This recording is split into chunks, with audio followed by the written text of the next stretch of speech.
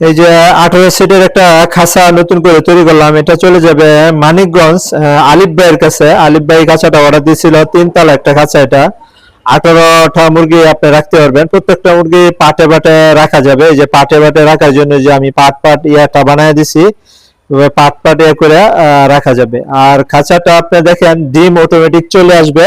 এবং খাবারের পাত্র, আমরা যে খাবারের পাত্রটা দিছি এটা অনেক মোটা খাবারের পাত্র, পাইপটা অনেক মোটা, 5 ইঞ্চি মোটা, যে কারণে এটা আমাদের খাবার খাইলে খাবার বাইরে পড়বে না, খাবারের ওয়েস্টেজ কমে যাবে, সেই জন্য পাইপটা মোটা দিছি। আর এই যে অটোমেটিক ডিম চলে আসবে, এই যে এটা তলাটা, কাঁচার তলাটা। আর এই যে উপরেটা হয়েছে দরজাটা, এই যে আমার উপরে দেখতেছেন, এই যে এটা হচ্ছে দরজার, এটা দরজার মুখ। আমরা এটা বেঁধে ফেলছি, তাই দেখাতে পাচ্ছি না, তো এটা বেঁধে ফেলছি।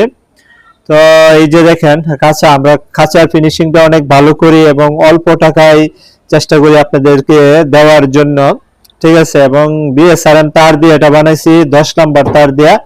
হ্যাঁ, এটা 5-10 বছরে কিছু হবে না। মোটা তারে আমাদের ঝালা ভালো লয়, যে কারণে আমরা মোটা তার দিয়ে এই জিনিসগুলো আমরা বানায় দিই। আমাদের কাছ থেকে যারা খাঁচা নিচ্ছে আলহামদুলিল্লাহ এরা খুবই স্যাক্রিফাইস, মানে নিয়া খুব খুশি হয়, ঠিক আছে, আমাদের কাছ থেকে খাঁচা বানায় নিয়ে। কারণ আমরা যেটা বলি সেটাই দিচ্ছি, আমরা ফিনিশিংটা ভালো দিচ্ছি।